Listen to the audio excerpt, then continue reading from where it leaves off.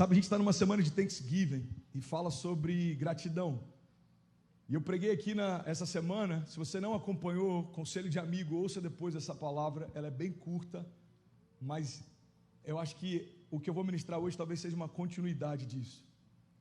Deus falou algo comigo a caminho da igreja no culto de Thanksgiving. Ele falou: filho, a maior prova de gratidão que você pode me dar é lutar por aquilo que eu já te dei. Guarda isso, irmão. A maior prova de gratidão que você pode me dar é lutar com tudo que você tem para proteger aquilo que eu já te dei. Então, gratidão, muitas vezes a gente entende como algo passivo. Ou seja, gratidão envolve contemplação e that's it. Então, às vezes, num momento de gratidão, a gente para, lembra do que é grato e segue a nossa vida. Quando, na verdade, eu creio que a contemplação é um estágio da gratidão. First step. Mas existem outros que vêm logo depois. Então a gratidão, no meu entendimento, tem a ver com contemplar e perceber tudo que Deus já me deu. Qual que é o próximo passo, pastor? Lutar para garantir, para guardar, para proteger aquilo que Deus já me deu. Irmão, você não coloca dinheiro num banco que você não confia. Você não coloca os seus filhos para alguém cuidar se você não confia. Eu lembro dos meus pais, tinham algumas pessoas, alguns tios que meu pai deixava eu ir com eles de carona, tinha outros que não. Meu pai sabia como alguns dirigiam. Então eu falava: não, com o tio fulano não tem como. Você não coloca nada que é precioso em qualquer lugar, de qualquer jeito. Faz sentido até aqui? Diga amém. Então o ponto é, ser grato significa perceber o que existe de precioso que Deus já depositou em mim e zelar por isso, porque aquele que depositou vai voltar para perguntar o que eu fiz com o que ele me deu. Essa é a parábola dos talentos. Jesus diz: olha, talentos foram dispensados entre vocês. E aquele que deu talentos vai voltar para perguntar o que você fez com o talento que recebeu. E ele vai falando que aquele que recebeu 5 multiplicou e tornou em 10, aquele que recebeu 2 multiplicou e tornou em 4. Você percebe que proporcionalmente esses dois homens receberam valores diferentes, mas multiplicaram na mesma proporção. O que a palavra está ensinando para a gente é que não temos desculpa se temos menos talentos do que o outro, se recebemos menos dons do que o outro, porque naquilo que recebemos, Deus espera frutos a partir do que Ele nos deu. Você está comigo ainda? Diga amém. Então o tema, só para pincelar, o tema da mensagem desse Thanksgiving foi: lute por isso. A gente não conhece o homem a partir daquilo que ele deseja, mas a partir daquilo que ele faz quando conquista o que sempre desejou. Então eu vejo jovens que diziam: eu queria ter uma família, mas no primeiro ano de casado estão em crise e já estão pensando em se divorciar. Irmão, você queria uma família, Deus te deu, então lute por isso. Eu queria abrir o meu business, mas eu estou em crise, está difícil. Irmão, então trabalhe 2 vezes mais. Se você precisaria de 4 funcionários, mas só tem como pagar 1, então trabalhe no lugar dos outros 3. Lute por isso. É simples assim, real life. Eu lembro de quando eu fui consagrado a diácono, a gente liderava jovens, eu dava aula na escola dominical, eu tinha uma corretora de seguros, 3 funcionários e também abri uma loja no shopping. Como não dava para pagar os funcionários de todos os turnos, e o shopping obrigava você a ter um horário de abrir e um horário de encerrar, e nos feriados aumentava esse horário, eu trabalhava um expediente e a Kezinha cobria trabalhando o outro. Então você ia me ver pregando no culto, mas no dia seguinte você ia ver Kezinha dormindo num colchonete nos fundos da loja. Então não questione a minha colheita se você não fez parte da minha semeadura. A gente vê grandes homens que fluem, crescem, mas a gente acreditou, a nossa geração está acreditando nessa ideia de que a gente vai ter uma boa ideia, que as coisas vão acontecer da noite para o dia. Não, irmão, não é assim que funciona.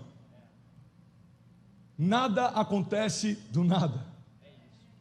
Então qual é a maior forma de sermos gratos? Lutando por aquilo que a gente recebeu. Você queria uma família, está em crise, quer desistir dela? Não, irmão, lute por ela. Você queria uma empresa, começou ela, está em crise, lute por ela. Você pediu um chamado, Deus te deu graça, autoridade, um ministério, lute pelo teu chamado. Quantas pessoas eu vejo de forma passiva dizendo: ah, pastor, eu estou numa igreja, mas algumas pessoas não me reconhecem, eu vou tirar a mão. Não, irmão, o teu chamado quem te deu não foi esse pastor. Então não se mova de acordo com a aprovação de homens, se você já teve um chamado de Deus. Tem alguém que está comigo ainda? Diga amém. Custou muito para a gente viver desperdiçando. E eu vou finalizar aqui esse en passant, esse recap do culto de Thanksgiving. Mas eu cheguei a dar uma analogia que eu acho que talvez ela seja uma expressão exata do que muitos de nós estão fazendo sem perceber. Eu falei: gente, vamos ser sinceros. Se eu abrisse uma torneira aqui e deixasse a água indo embora durante toda a minha pregação, alguns de nós iam ficar revoltados com o desperdício. Com 10 minutos, alguns iam estar assim: pastor, já deu para a gente entender, fecha logo isso, é água potável indo embora. Talvez alguns haters na internet iam começar a reclamar no chat: por que esse desperdício? Agora a minha pergunta é: se o desperdício de água por 40 minutos nos incomoda, por que desperdiçar uma vida inteira de um chamado eterno de Deus? Não. Se você me perguntar por que dessa ira santa em alguns momentos, André, é porque é como se olhasse para algumas torneiras abertas e estivesse dizendo: ei, irmão, não desperdiça aquilo que para Deus custou tudo. Qual que é a minha função? É fechar toda a torneira que está desperdiçando na tua história o teu chamado, porque Deus não chamou você. Guarda isso, irmão. Eu estou falando como um pastor de uma comunidade de fé local, e o que eu estou falando, você tem que ter muito firme daquilo que Deus vai fazer para se expor como eu vou me expor agora. Irmão, você não foi chamado para compor uma igreja local apenas. Você não foi chamado para sentar num banco de auditório apenas. Isso é uma parte pequena da tua semana. Deus chamou você para se tornar imagem e semelhança dele. Deus chamou você para tocar em enfermos e eles serem curados, tocar em cativos e eles serem libertos. Deus nos chamou para muito mais do que conseguirmos o green card, pagarmos as nossas contas e financiarmos uma boa casa num bairro confortável. Isso qualquer ímpio está vivendo. E eu me arrisco a dizer que vive muito mais do que nós como igreja, porque se existe um povo que é conhecido no mercado como um povo passivo, infelizmente, esse povo somos nós. Eu não sei se você tem funcionários, colaboradores, empregados, ou se você já ouviu de alguém. Eu já ouvi de inúmeras pessoas: pastor, é triste dizer, eu sou cristão, eu tento priorizar os evangélicos, mas os maiores problemas que eu já tive na relação de trabalho foram com os crentes. Alguém já ouviu isso? Por que isso acontece? Eu creio que isso tem a ver com parte da teologia que a gente acredita, de que as coisas vão cair do céu. Então a gente está trabalhando para alguém, a gente está dizendo: não, Deus não me chamou para isso, Deus me chamou para algo maior. Então do nada Deus vai abrir uma porta, Ele vai me exaltar. Não, irmão, a Bíblia diz: faça tudo como se fizesse para o próprio Deus. Honre o teu Senhor, o teu empregador, como se fosse o próprio Deus. Então não dá para a gente esperar que as coisas caiam do céu, porque nem Jesus caiu de lá. Jesus nasceu no ventre de uma mulher, viveu todos os processos, esperou 30 anos para então começar o seu ministério. Eu vim aqui só para te lembrar, irmão, você quer viver em gratidão e se mover em gratidão? Essa palavra está bonita na nossa geração: gratitude. Gratidão não é um discurso, gratidão é um princípio, e todo novo milagre, ele se move a partir da gratidão que eu tenho pelos milagres anteriores. Vocês estão recebendo isso, gente? Eu pedi para você colocar amor nas minhas palavras, por favor. Não feche teu coração para mim. Sabe, eu cheguei a uma constatação sobre a minha geração, e é isso que me consome: domesticaram os leões da fé. Domesticaram os leões da fé. Vou falar isso mais uma vez: domesticaram os leões da fé. Eu estive na Disney ano passado, no Animal Kingdom. Eu preguei sobre isso ano passado, e a gente está lá naquele safari, é incrível o safari. Mas a gente viu os leões e que a gente perguntou: será que eles estão dopados, igual aquele zoológico que tem lá na Argentina? Eu falei: não sei, amor, estranho, né? A gente olhou para os leões, pelo menos naquele dia, eu só fui uma vez lá, mas naquele dia eles estavam completamente apáticos, cansados. E aí eu parei para pensar: por que esses leões eles estão tão desanimados? Eles têm a melhor ração, eles têm o melhor cuidado, eles têm os melhores remédios. Aí algo falou comigo: é porque eles não nasceram para viver enjaulados. Guarda essa chave, irmão. Leões cercados de conforto são privados de propósito. Leões cercados de conforto são privados de propósito. Pega um leão daquele, coloca ele no meio da savana, ele vai depender do que ele caça para comer, ele vai depender do que ele faz para viver, mas ele nunca vai ser tão feliz como no habitat natural dele. Pastor, eu ainda não entendi o que isso tem a ver com a minha história. Eu vou te explicar, irmão. A gente está vendo muita gente tendo expectativa num Jesus passivo. Eu preguei uma série no passado chamada Jesus Wild, Jesus Selvagem. Olha para mim, não se distrai.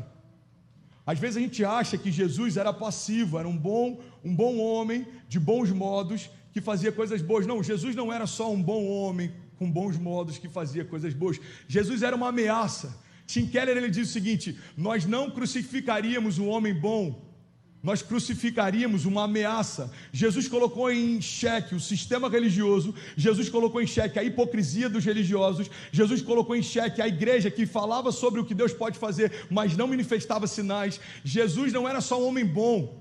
Quando ele entra no templo e vê homens fazendo comércio na casa do seu pai, ele pega as mesas e ele joga elas para cima. Jesus era um homem de dores, experimentado em trabalhos. Jesus não era aquele homem de cabelos loiros, olhos azuis, pintados nos calendários de supermercado que a gente tinha 10 anos atrás da porta da casa da avó. Alguém lembrou dessa imagem? Jesus era queimado de sol, com mãos calejadas. Isaías diz: não víamos nele nada que nos atraísse, não havia nele beleza nem formosura, homens de dores, homens experimentado em trabalhos. Irmão, Jesus, se fosse hoje, talvez ele estaria trabalhando, eu esqueci o nome agora daquele trabalho que a gente tem aqui.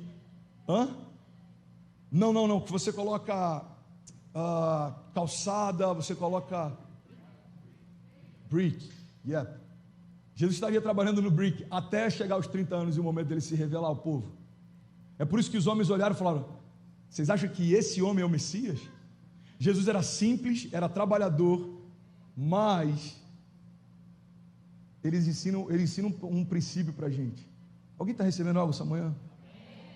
O princípio que Deus nos ensina é: eu nunca chamei nenhum desocupado. Davi é chamado para reinar quando estava pastoreando nas malhadas. Gideão é chamado para liderar quando ele estava malhando trigo. Pedro é chamado para ser um apóstolo quando ele estava pescando peixes. Jesus começa seu ministério entre um expediente de trabalho, uma marcenaria e outro. Você percebe? Deus nunca chamou homens e mulheres desocupados. Então o primeiro pré-requisito a gente já tem: estamos ocupados, estamos trabalhando, estamos frutificando, estamos empreendendo, estamos na América. E você que está em qualquer outro lugar do mundo, que você é brasileiro, você que está na Itália, Peru, Canadá, Bélgica, Cuba, Inglaterra, Espanha, nós estamos construindo uma história natural, e isso é bom. O que eu quero te lembrar é que enquanto estamos construindo uma história natural, Deus tem para nós também um chamado sobrenatural. Ele está à espera de leões cercados de conforto despertarem para viverem plenamente o chamado. Irmão, você não depende da oração do pastor para que alguém na tua casa seja curado. Você não depende de uma palavra de vida sobre as tuas finanças para que a tua empresa prospere.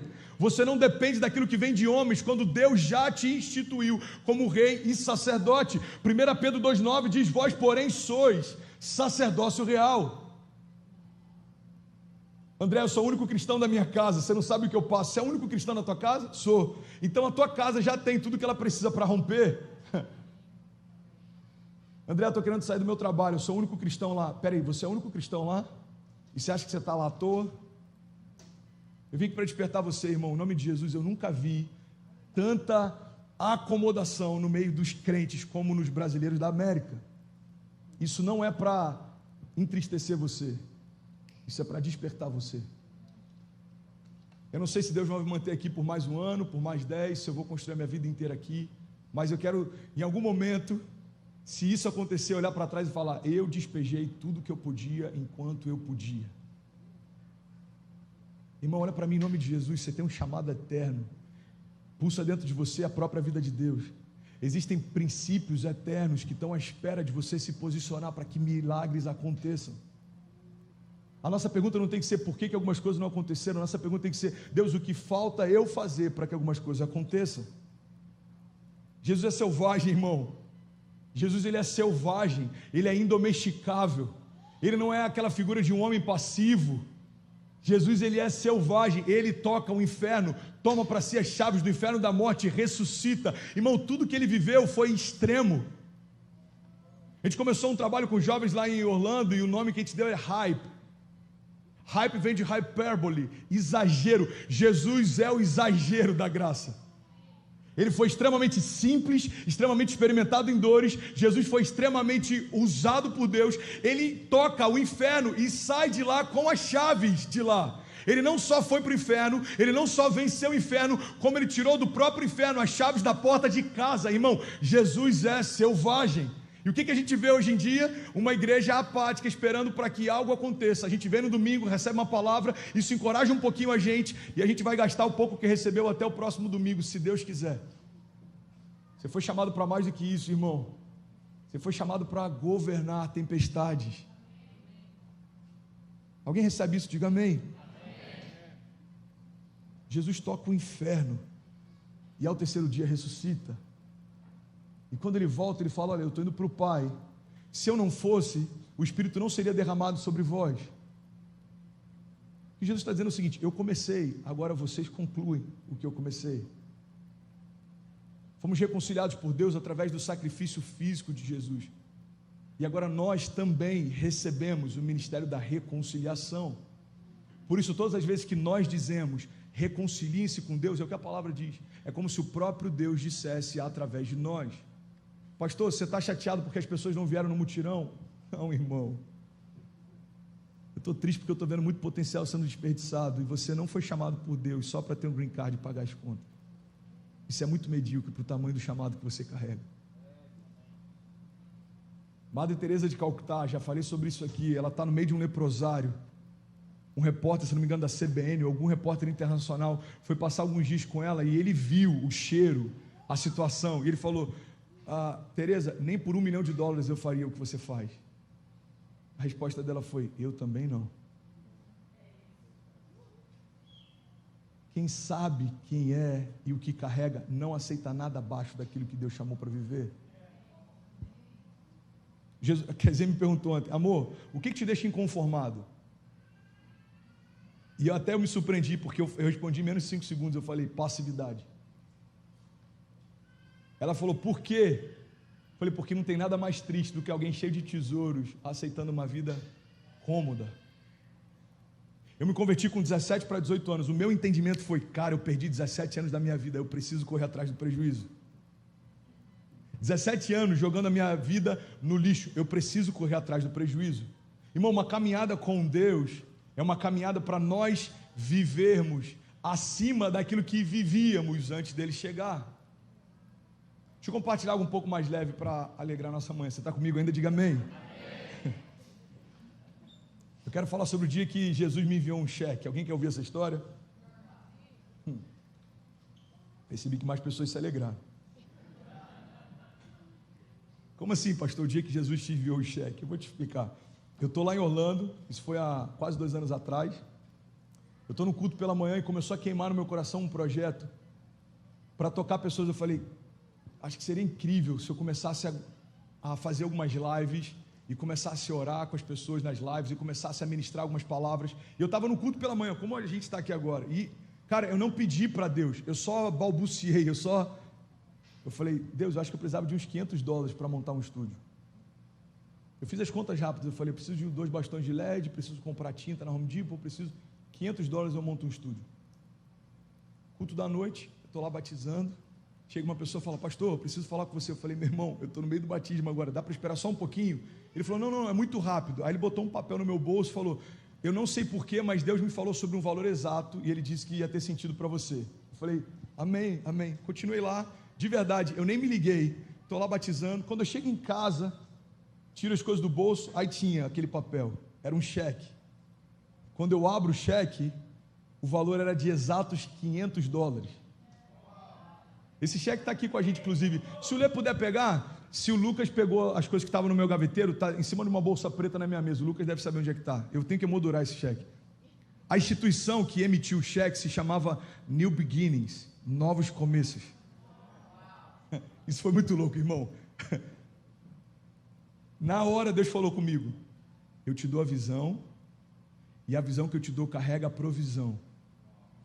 Eu invisto em novos começos. Eu peguei aquele cheque, comprei tudo aquilo que eu tinha pensado em comprar para o estúdio. Pega essa chave, irmão. E comecei a pintar. Isolei o carpete do quarto. A gente morava num apartamento de 3 quartos e um deles a gente não utilizava. O Benício não existia ainda. Comecei a pintar. Pintei tudo de preto, coloquei os LEDs. Achou o cheque? Obrigado, Lê. Câmera, filma aqui para mim, por favor. Ó, dia 28/4/2019. $500. New Beginnings. Cadê a câmera? Que bonitinho. Ele procurando. Aqui, Enzo, me ajuda aqui, Enzo, ó. Cara, que demais. Se tivesse uma freehand ia ser mais rápido, Gabriel. Isso, me ajuda aqui rapidinho. Ó, $500. New Beginnings. 500. Está aqui. Você pode aplaudir Jesus em nome? Você pode celebrar Ele, irmão? Eu vou emoldurar isso aqui. Isso aqui é um milestone, uma pedra fundamental na construção do que eu vivi a partir desse cheque. Comecei a pintar o quarto. E aí eu estava terminando, eram umas 4 ou 5 horas da manhã. Eu confesso que eu comecei a entrar em crise, porque a Cecília estava dormindo, a Kezinha dormindo, eu estava exausto. Eu comecei a me questionar: será que precisa disso tudo? Será que não podia fazer com mais calma? Será que não podia ir mais devagar? 5 da manhã, é porque eu fui dormir, o dia já estava claro. Eu vi Cecília e Kezinha dormindo. Eu falei: eu acho que eu estou acelerando demais. Eu estava com minhas mãos todas sujas de tinta. Tirei uma foto. Deus falou algo comigo, eu compartilhei. Se você procurar no meu Instagram, você vai achar. Eu botei: suje suas mãos. Deus vai te dar a visão que Deus te dá vai te dar a provisão, mas você precisa sujar suas mãos. Ninguém vai fazer por você. E eu fui dormir. Eu acordo com Kezinha: amor, acorda. Eu falei: vida, eu estou exausto. Eu passei a madrugada pintando o estúdio. Ela falou: acorda. O Neymar postou um vídeo seu, está todo mundo te ligando. Eu falei: tá bom, amor, o Neymar postou um vídeo, tá bom, deixa eu dormir. Deu 5 minutos, o que aconteceu? Neymar postou um vídeo seu, está todo mundo te ligando. As pessoas lá de Cabo Frio, está todo mundo assim, está acontecendo. Isso foi uma das coisas que mais me emocionou. A mensagem que eu recebi era: está acontecendo. Como se fosse assim: cara, olha o que Deus está fazendo, está acontecendo. Olha onde a tua palavra está chegando. Aí eu entro no meu Instagram. Naquele dia ele só tinha postado aquilo, no feed e no stories. Um trecho da mensagem que eu preguei: assim que eu luto as minhas guerras. Eu falei que um dos motivos da gente estar cansado é estar lutando lutas que Deus não nos chamou para lutar. E quando as nossas próprias lutas chegam, encontram a gente exausto. Aí Deus falou comigo: filho, só faz aquilo que eu te pedi para fazer, e a mensagem que eu te dei vai tocar os príncipes da tua geração. Aonde eu quero chegar, irmão?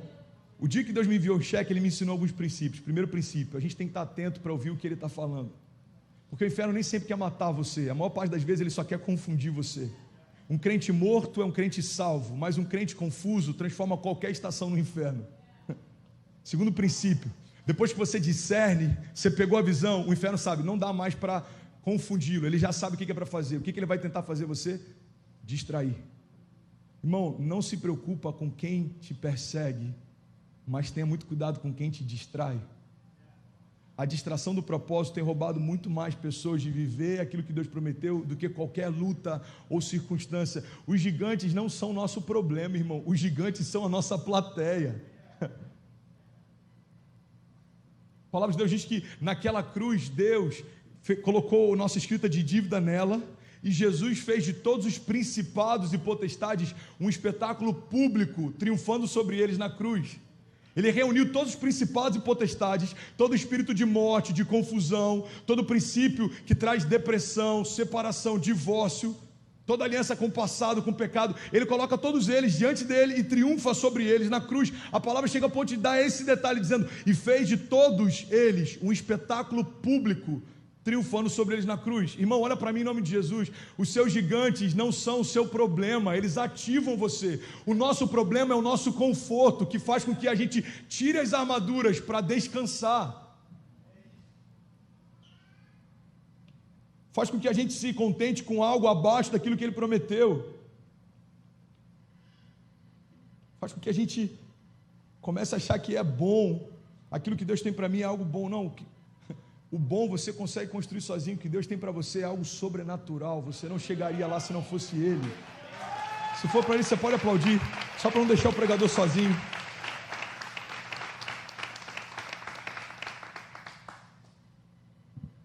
Sabe outro princípio que eu aprendi com Jesus nessa história? É que o cumprimento do nosso propósito, guarda essa chave, irmão, vai envolver momentos de invisibilidade.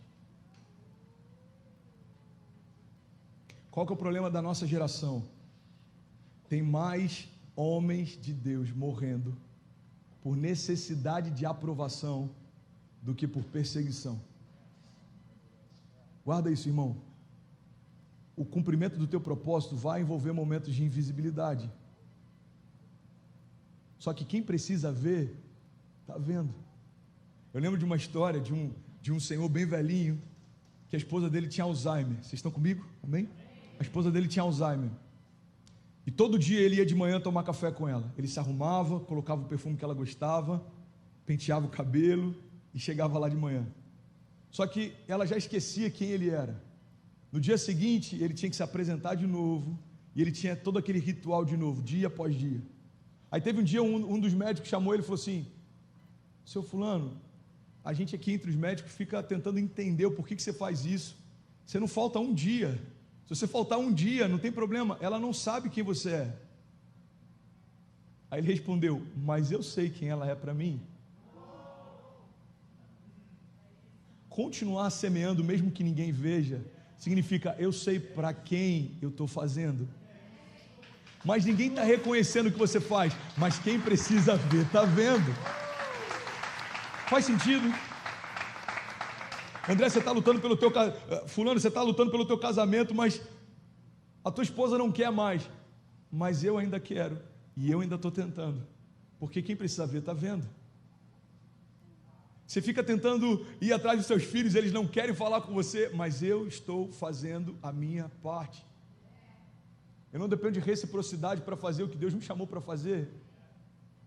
Faz sentido? Jesus, irmão, não era um cara bonitinho que vestia roupas de grife, que pregava para milhares de pessoas via streaming. Jesus não tinha um maquiador antes da pregação. Jesus não tinha produção de palco como a gente tem hoje em dia. Isaías 53 diz: ele era desprezado, e o teclado pode subir, já abre bem levinho, só para parecer que a gente está terminando. Isaías 53 diz, não, estou brincando, estou quase terminando. Isaías 53 diz: ele era desprezado e o mais rejeitado entre os homens, homem de dores e experimentado nos trabalhos, e homem com que os outros escondiam o rosto. Ele era desprezado e não fizeram dele caso algum. Sabe, a grande verdade é que o que eu tenho aprendido nesses anos pastoreando é que todo passivo, olha para mim, carrega um discurso politicamente correto. Olha para mim, isso aqui vai pegar muita gente. Não é para te constranger, é para te abençoar. Todo passivo carrega um discurso politicamente correto. Toda pessoa que um dia está em crise com a família, em algum momento, não quis se envolver com o chamado e usou a família como desculpa para isso. Toda pessoa que está em crise financeira, em algum momento, negligenciou princípios eternos sobre finanças e usou alguma coisa como desculpa para isso. Irmão, existem leis espirituais e existem promessas que se cumprem a partir desses princípios. Provérbios 11:25 diz: o generoso prosperará, aquele que dá alívio a outros, alívio receberá. Então é impossível a gente ver alguém generoso que não prospera, é impossível. Eu não estou falando de cristãos, eu estou falando de generosos. Você deve lembrar de alguém, talvez um patrão que você tinha, que ele não gostava de igreja, mas ele era um cara extremamente generoso. E a gente já teve patrões que eram cristãos e eram extremamente miseráveis. Alguém já viveu esse extremo? Tem um dos nossos voluntários, eu não vou citar quem é, mas ele trabalha para uma pessoa que ele falou: cara, me constrange o cuidado deles, eles não são cristãos, mas eu tive um problema de saúde, eles falaram: fica em paz, a gente vai pagar a conta, você não está sozinho. Eu precisei me mudar, eles falaram: não, a gente vai te ajudar, vamos te dar um aumento para você poder pagar o aluguel. Quando eu estava mal, eles foram de carro me buscar. Quando eu preciso, eles vão lá e me auxiliam. São cristãos? Não. Vão na igreja? Não. Mas se movem em generosidade. Então a gente percebe que existem cristãos que não são generosos e existem pessoas generosas que não são cristãs. Então Deus, Ele honra o cumprimento de leis espirituais, independente se você está dentro de uma igreja evangélica ou não. Faz sentido, sim ou não? A palavra de Deus diz: olha, ensina o menino no caminho e ele jamais se desviará dele. Então existe um princípio: se o meu filho vê que algo me consome, ele vai ser consumido por isso. O que muitas vezes a gente faz? Não é consumido pelas coisas de Deus, nem pelo chamado e nem pela igreja. Quando chega numa certa idade, coloca uma criança no Kids e fala: faça o meu filho se apaixonar pelo Jesus que eu não me apaixonei. Ou faça o meu filho ver que tem que se consumir por um chamado que em casa ele não vê me consumindo. Irmão, o discurso convence, mas o exemplo arrasta. Eu posso ter inúmeros erros, como tenho vários, mas uma coisa vocês nunca vão ouvir da Cecília: o meu pai não amava o chamado que Deus depositou nele. O meu pai não queimava por aquilo que Jesus chamou ele para fazer. O meu pai abria mão de algumas coisas quando estava cansado. Não, às vezes eu estou exausto, mas existe um chamado eterno e não é tempo de descansar. Então a gente tem que entender, irmão, que os nossos filhos, eles veem o que a gente fala mas eles levam muito mais em consideração o que a gente faz. O nosso dinheiro não tem caráter, ele assume o caráter de quem o tem. O dinheiro não é generoso ou miserável, o dinheiro não compartilha ou retém, o dinheiro só faz aquilo que você quer fazer com ele.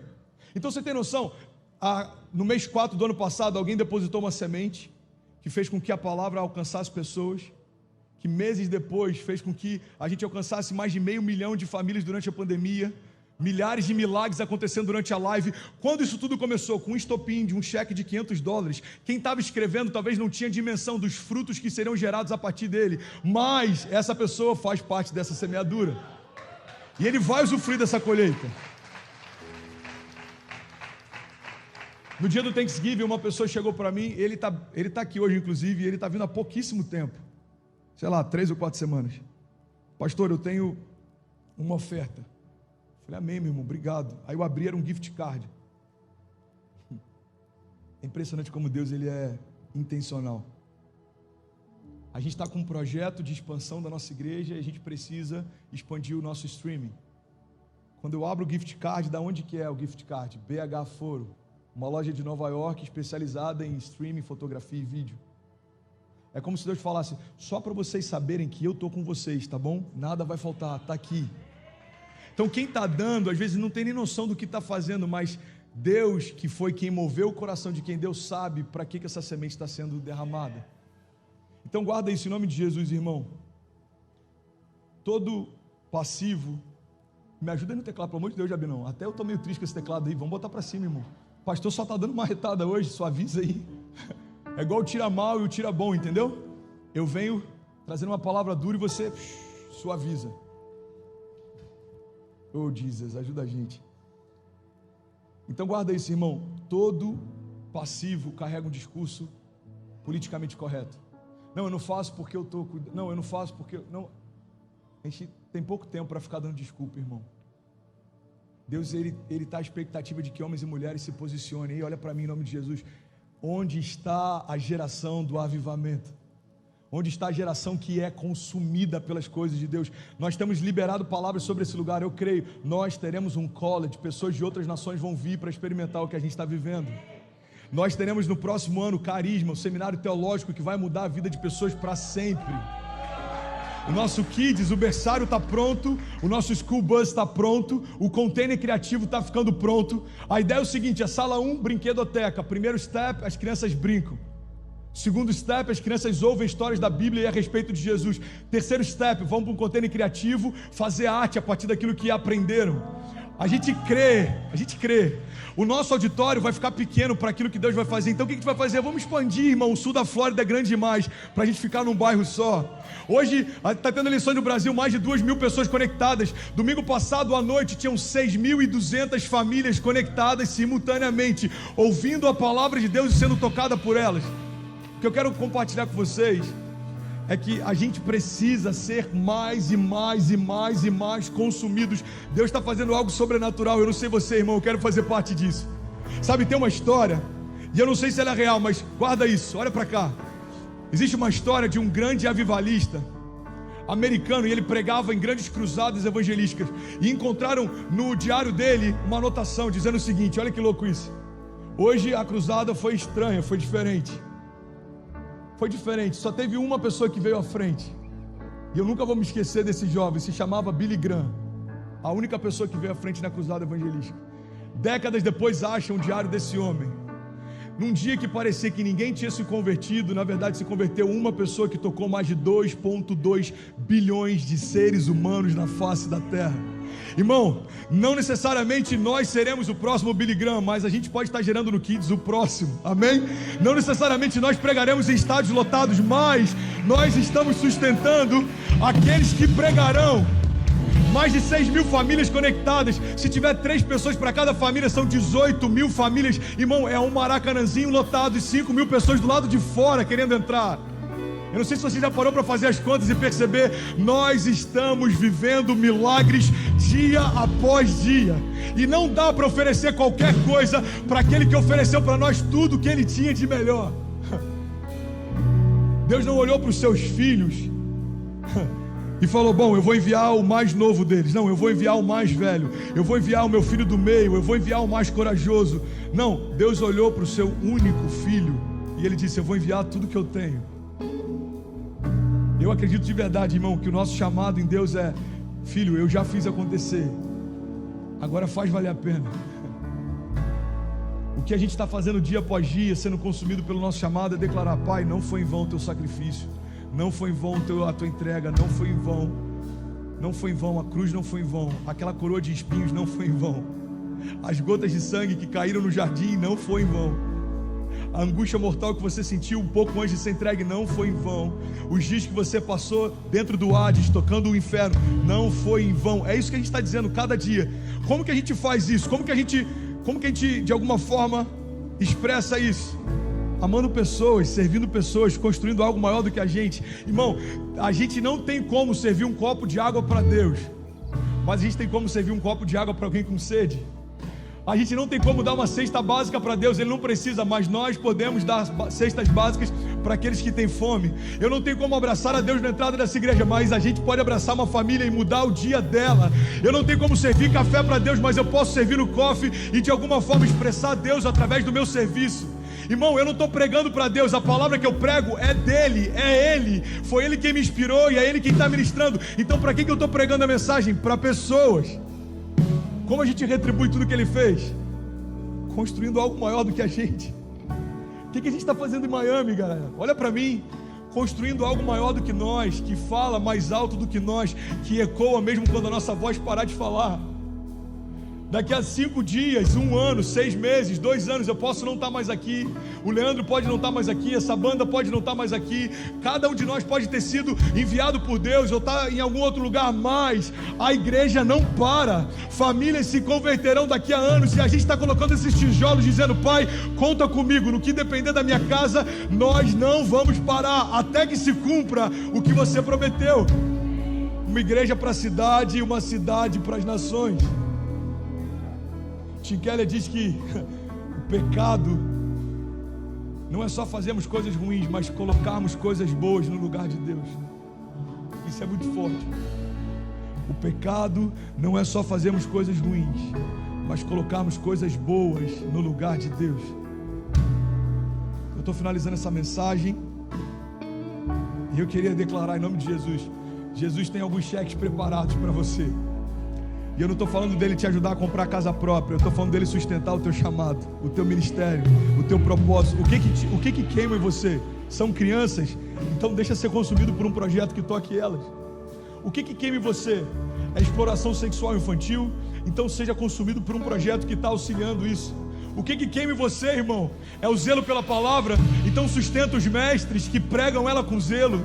Então invista naquilo que queima em você. Ei, o que queima em você?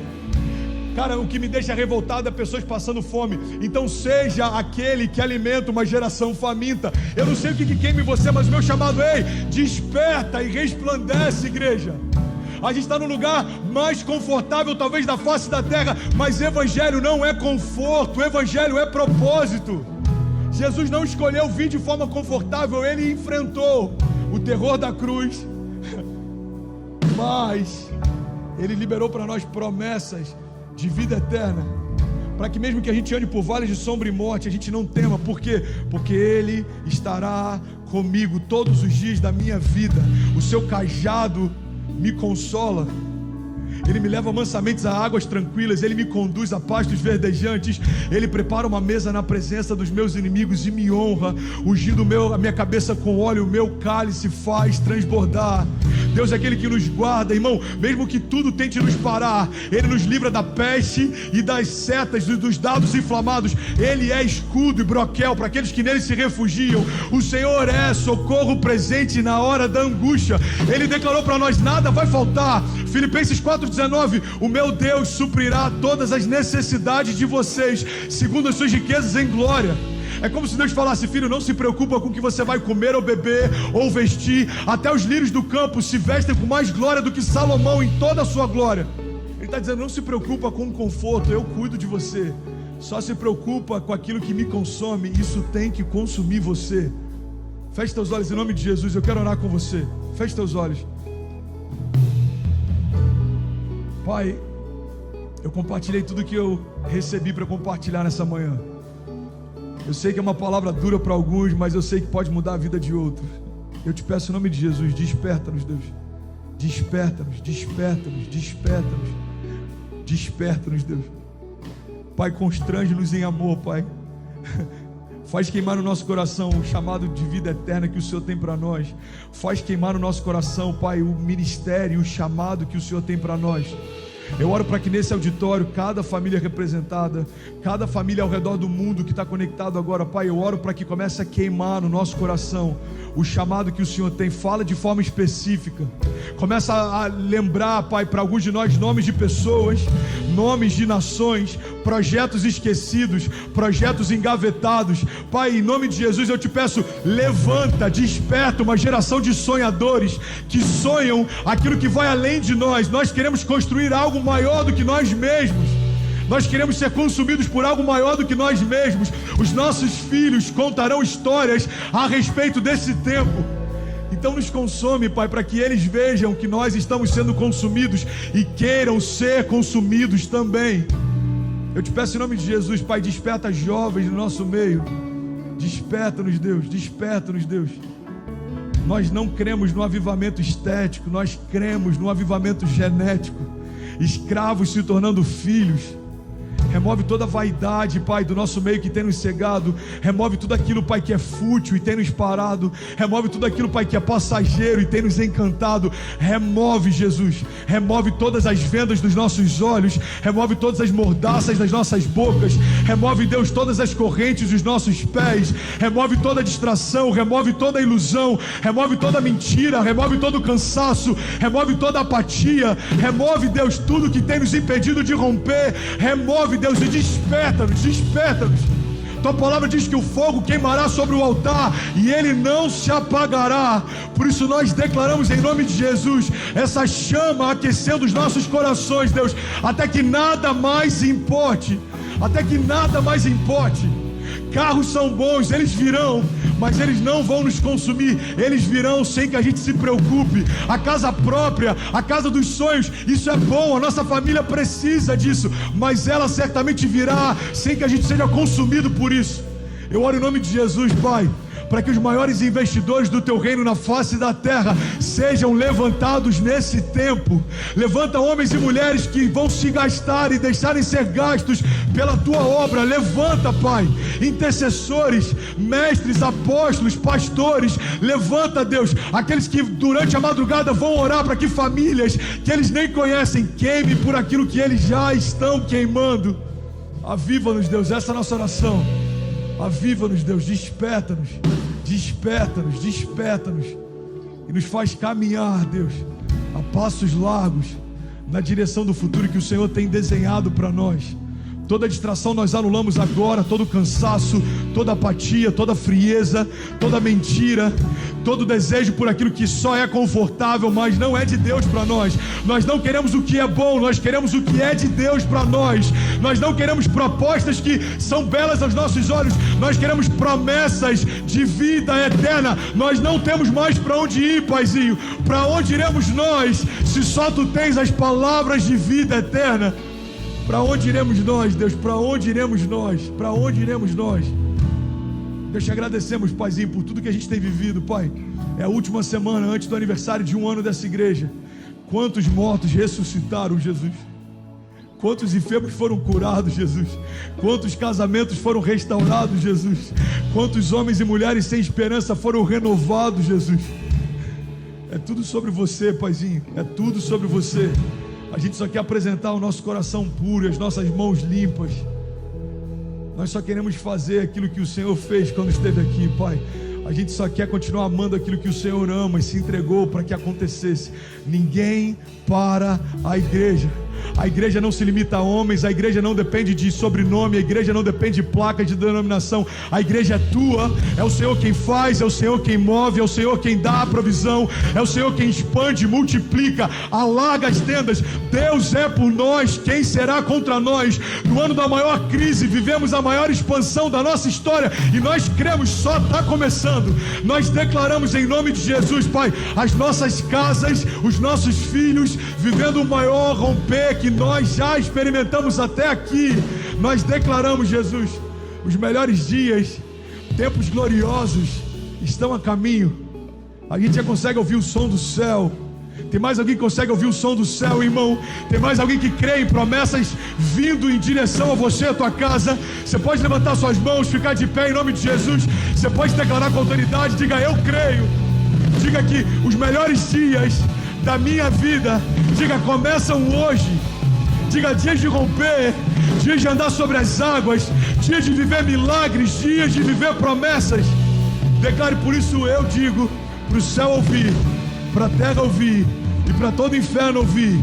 Diga: não vivo mais eu, mas Cristo vive em mim, e o meu coração está aberto para experimentar um maior romper que a história já viu, em nome de Jesus. Amém, amém e amém.